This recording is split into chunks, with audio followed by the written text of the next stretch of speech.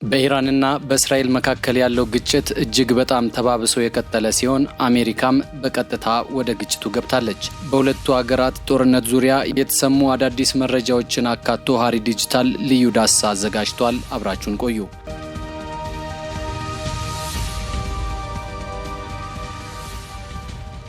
ጦርነቱ ከተጀመረ ከ10 ቀናት በኋላ አሜሪካ ኦፕሬሽን ሚድናይት ሃመር ባለችው ዘመቻ በኢራን ግዛት ውስጥ የሚገኙ ቁልፍ የኒውክሌር ጣቢያዎች የሆኑትን ፎርዶ፣ ናታንዝ እና ኢስፋሃን ላይ የአየር ጥቃት ፈጽማለች። ዛሬም በኢራን ግዙፍ የኒውክሌር ማዕከል ላይ በድጋሚ ጥቃት መፈጸሙም ተሰምቷል። በዛሬው ዕለት ዳግም ጥቃት እንደተፈጸመበት የተነገረው ፎርዶ በመባል የሚታወቀው የኒውክሌር ማዕከል ነው ተብሏል። ከትናንትና በስቲያ ፎርዶን ጨምሮ በሶስቱ የኢራን የኒውክሌር ጣቢያዎች ላይ የተሳካ ያሉትን የቦምብ ጥቃት መፈጸማቸውን ፕሬዝዳንት ዶናልድ ትራምፕ መግለጻቸው ይታወሳል። ኮም በተሰኘው የኢራን ግዛት የሚገኘው የኒውክሌር ማዕከሉ ዛሬ አዲስ ጥቃት እንደተፈጸመበት የግዛቲቱ የአደጋ መከላከል ባለስልጣን ቃል አቀባይ ተናግረዋል። ነገር ግን ጥቃቱ በማን እንደተፈጸመና የደረሰበትን ጉዳት በተመለከተ ቃል አቀባዩ ያሉት ነገር የለም። አሜሪካ ከፈጸመችው ጥቃት በኋላ ፎርዶ የኒውክሌር ጣቢያ ላይ ከፍተኛ ጉዳት ሳይደርስ እንዳልቀረ የዓለም አቀፉ የአቶሚክ ኤነርጂ ኤጀንሲ ዋና ዳይሬክተር ራፋኤል ግሮሲ ተናግረዋል።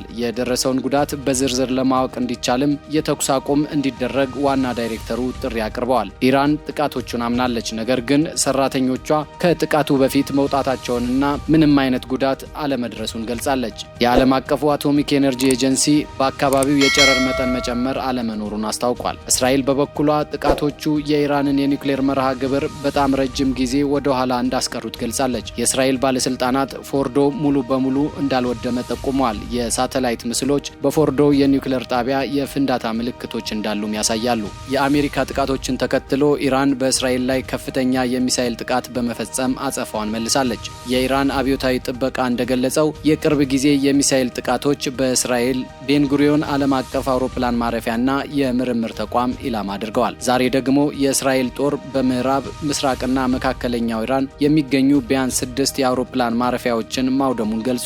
እንዲሁም የኢራንን የሚሳኤል ማስወንጨፊያዎችና የአየር መከላከያዎችን ኢላማ አድርጓል። የእስራኤል አየር ኃይል በኢራን የኢማም ሁሴን ስትራቴጂካዊ ሚሳኤል ጣቢያን ጨምሮ በርካታ ወታደራዊ ንብረቶችን ኢላማ ማድረጉንም ገልጿል። የእስራኤል አየር መከላከያዎች ኢራን የላከቻቸውን 470 ድሮኖች 99 በመቶ ያህሉን መጥተው መጣላቸውም ተገልጿል። ከዚህ ጋር በተያያዘ የኢራን ፓርላማ የሆርሙዝን ባህረ ሰላጤ ለመዝጋት የሚያስችል እርምጃ በቅድመ ሁኔታ ማጽደቁ ተነግሯል። ይህ እርምጃ ዓለም አቀፍ የነዳጅ አቅርቦትን በእጅጉ ሊያስተጓጉልም ይችላል ተብሏል።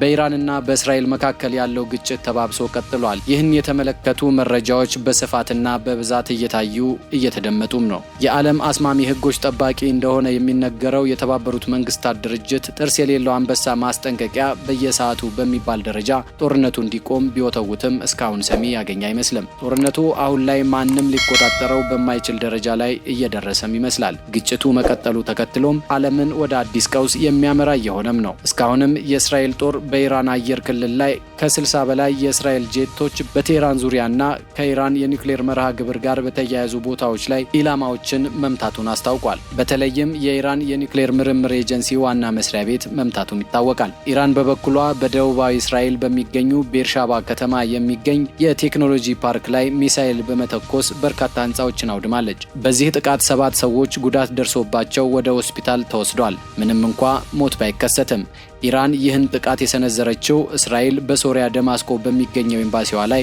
ለፈጸመችው ጥቃት ምላሽ መሆኑን ገልጻለች። በቴል አቪቭና በኢየሩሳሌም ፍንዳታዎች እየተሰሙ መሆናቸውም ተነግሯል። አሜሪካ በግጭቱ ውስጥ በንቃት እየተሳተፈች እንደሆነና ወታደራዊ ንቅናቄዎችን ወደ መካከለኛው ምስራቅ እያደረገች መሆኑም ተዘግቧል። አሜሪካ በኢራን የኒውክሌር ተቋማት ላይ የአየር ጥቃት መፈጸሟንም ሩሲያና ቻይናን ጨምሮ በርካታ ሀገራት አውግዘዋል። ብዙ የዓለም ሀገራት በሁለቱ መካከል ያለው ግጭት እንዳይባባስ እያሳሰቡ ነው። ሩሲያም ሆነች ቻይና ሁለቱም ወገኖች ግጭት ከማባባስ እንዲቆጠቡ ጥሪ አቅርበዋል። አሜሪካ በእስራኤል ወገን በመሆን በኢራን 3 ቁልፍ የኒውክሌር ጣቢያዎች ላይ የአየር ጥቃት ፈጽማለች።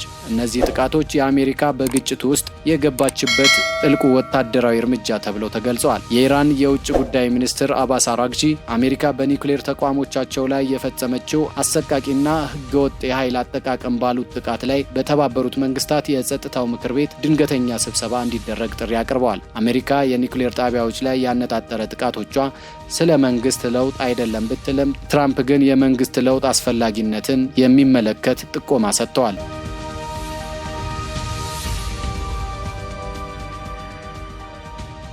ከአሜሪካ ጥቃቶች በኋላ ኢራን በእስራኤል ላይ ከፍተኛ የሚሳኤል ጥቃት በመፈጸም አጸፋዋን መልሳለች። በእስራኤል ቢያንስ 27 ሰዎች ቆስለዋል። ህንፃዎች ላይ ከፍተኛ ጉዳት ደርሷል። በተለይም በቴል አቪቭ የሚገኘው ራማ አቪቭ ሰፈር ተመቷል። የኢራን አብዮታዊ ጥበቃ አካል IRGC እንዳለው የቅርብ ጊዜ የሚሳኤል ጥቃቶች የእስራኤልን ቤን ጉሪዮን ዓለም አቀፍ አውሮፕላን ማረፊያና የምርምር ተቋማትን ኢላማ አድርገዋል። የእስራኤል ጦር በበኩሉ በምዕራብ ኢራን የሚገኙ ወታደራዊ ኢላማዎች ላይ ተጨማሪ ጥቃቶችን መፈጸሙን ገልጿል። የእስራኤል ጦር በምዕራባዊ ምስራቃዊና መካከለኛው ኢራን የሚገኙ ቢያንስ 6 የአውሮፕላን ማረፊያዎችን በማጥቃት 6 የኢራን አየር ማረፊያዎችን ማውደሙን ተናግሯል። ይሁንና የእስራኤል የድንገተኛ አደጋ አገልግሎቶች ኢራን የላከቻቸው ሮኬቶችና ፍርስራሾች 10 ቦታዎች ላይ ጉዳት ማድረሳቸውን ገልጸዋል። የሩሲያ ፕሬዝዳንት ቭላዲሚር ፑቲን የእስራኤልና ኢራን ግጭት መፍትሄ ያለው ብለዋል። ሩሲያ ግጭቱን ለማስቆም ከሀገራቱ ጋር ንግግር እያደረገች መሆኑንና ሞስኮ ግጭቱን ለመፍታት ባቀረበችው የመፍትሄ ሀሳብ ላይ ውይይት እየተደረገ መሆኑን ገልጸዋል። የኢራን ከፍተኛ መሪ አሊ ሀሚኒ ከከፋ የእስራኤል ጥቃቶች ለመከላከል ወደ ደህንነቱ የተጠበቀ መጠለያ ተዘዋውሯል ተብሏል። ኢራን የአሜሪካን ጥቃቶች ተከትሎ ዋናው የነዳጅ ማጓጓዣ መስመር የሆነውን የሆርሙዝ ሰርጥን ለመዝጋት እያሰበች እንደሆነ ተዘግቧል። የእስራኤል አየር ማረፊያ ባለስልጣን በቅርብ ጊዜ በተፈጠሩት ሁኔታዎች ምክንያት የአገሪቱን አየር ክልል እስካሁን ድረስ መዝጋቱን አስታውቋል። በአጠቃላይ በኢራንና እስራኤል መካከል ያለው ግጭት በከፍተኛ ደረጃ ተባብሶ የቀጠለ ሲሆን የአሜሪካ በቀጥታ ጣልቃ ገብነት ደግሞ ሁኔታውን የበለጠ አሳሳቢ አድርጎታል። ሁለቱም ወገኖች የሚሳኤል ጥቃቶችን በመለዋወጥ ላይ ሲሆኑ ዓለም አቀፉ ማህበረሰብ ሁኔታው ወደ ከፋ ደረጃ እንዳይሄድ ስጋት ውስጥ ወድቋል። በእስራኤልና ኢራን መካከል ያለው ግጭት እያደረ እየከፋ በመምጣቱ ከፍተኛ ሰዋዊ ውድመቶች እያደረሱ ነው። እነዚህ ውድመቶች በሁለቱም ወገኖች ንጹህ ዜጎች እየጎዱ ሲሆን ሰፋፊ የመሰረተ ልማት ውድመቶችንም አስከትለዋል። በዋሽንግተን የሚገኘው የሰብአዊ መብት ተሟጋች ቡድን እንዳለው እስራኤል በኢራን ላይ በሰነዘረችው ጥቃት ቢያንስ 950 ሰዎች ሲገደሉ 3450 ቆስለዋል። ከሞቱት መካከል 380 ንጹሃን ዜጎችና 253 የጸጥታ ኃይሎች አባላት መሆናቸውን ቡድኑ ገልጿል። በእስራኤል በኩል ደግሞ ቢያንስ 24 ሰዎች ሲገደሉ ከ1000 በላይ ቆስለዋል። የኢራን ፍትህ አካል ለእስራኤል ሰላይ በመሆን የተከሰሰ አንድ ሰው መገደሉን አስታውቋል። በኢራን በሚሳኤል ጥቃቶች ምክንያት ቢያንስ 24 ሰዎች ተገድለዋል ነው የተባለው። በቴል አቪቭ የሚገኘው ራማ አቪቭ ሰፈርን ጨምሮ በተለያዩ ከተሞች በሚሳኤል ጥቃት ከፍተኛ ህንፃዎችና የንብረት ውድመት ደርሷል። የእስራኤል የድንገተኛ አደጋ አገልግሎት ኢራን የላከቻቸው ሮኬቶችና ፍርስራሾች በ10 ቦታዎች ላይ ጉዳት ማድረሳቸውን ገልጿል። የሁለቱም ሀገራት ኢኮኖሚ በጦርነቱ ምክንያት እየተጎዳ ነው። የመሰረተ ልማት ውድመትና የንግድ እንቅስቃሴ መስተጓጎል የኑሮ ውድነትና ስራ አጥነትም ያስከትላል። በጦርነት ውስጥ ያሉ ሰዎች በተለይም ህጻናት ከፍተኛ የስነ ልቦና ጉዳት ይደርስባቸዋል። ፍርሃት፣ ጭንቀትና ድንጋጤ ለረጅም ጊዜ የሚዘልቅ ጠባሳ ሊያስከትልም ይችላል ተብሏል። ሆስፒታሎችና የጤና ተቋማት በውጊያው ሊጎዱ ወይም ከመጠን በላይ ጫና ሊበዛባቸው ይችላል። ይህም ለህሙማንና ለተጎጂዎች የሚሰጠውን አገልግሎት ይገታል። በአጠቃላይ በእስራኤልና ኢራን መካከል ያለው ግጭት ከፍተኛ የሰው ህይወት መጥፋት፣ የአካል ጉዳትና ሰፊ የመሰረተ ልማት ውድመት አስከትሏል። ይህ ሁኔታ ካልተገታ የከፋ ሰብአዊ ቀውስ ሊያስከትል እንደሚችል የዓለም አቀፉ ማህበረሰብ ስጋቱን እየገለጸ ነው።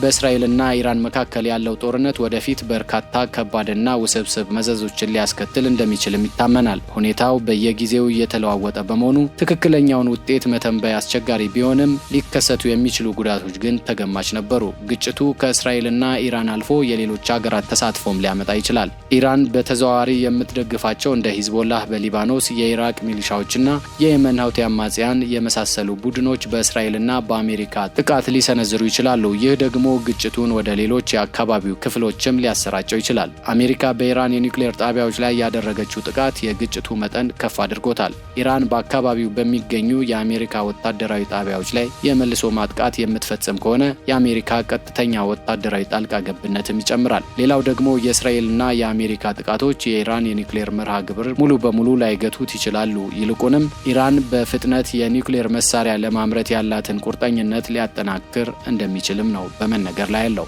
ይህ ደግሞ የመካከለኛው ምስራቅን በኒውክሌር የጦር መሳሪያዎች ውድድር ውስጥ ሊያስገባ ይችላል። ዓለም አቀፍ የኒውክሌር ስርጭት ስምምነት መዳከም ኢራን የኒውክሌር መሳሪያ ለማግኘት ከቀረበች ዓለም አቀፍ የኒውክሌር ስርጭት ስምምነቶች ታማኒነታቸውን ሊያጡ ይችላሉ። ጦርነቱ የሚያዋልደው የኢኮኖሚ ተጽዕኖ ቀላል አይደለም። በተለይም የነዳጅ ዋጋ ንረትና የዓለም ኢኮኖሚ ውድቀት ከላይ እንደተጠቀሰው የሆርሙዝ ሰርጥ መዘጋት ወይም በአካባቢው በሚገኙ የነዳጅ ተቋማት ላይ የሚደርሱ ጥቃቶች የነዳጅ ዋጋዎችን በከፍተኛ ደረጃ ይጨምሩታል። ይህ ደግሞ በዓለም አቀፍ ደረጃ ከፍተኛ የዋጋ ንረትና የኢኮኖሚ ውድቀት ሊያስከትል ይችላል። በተለይ በእስያ ያሉ ሀገራት ለመካከለኛው ምስራቅ ነዳጅ በከፍተኛ ሁኔታ ጥገኛ በመሆናቸው የበለጠ ሊጎዱ ይችላሉ።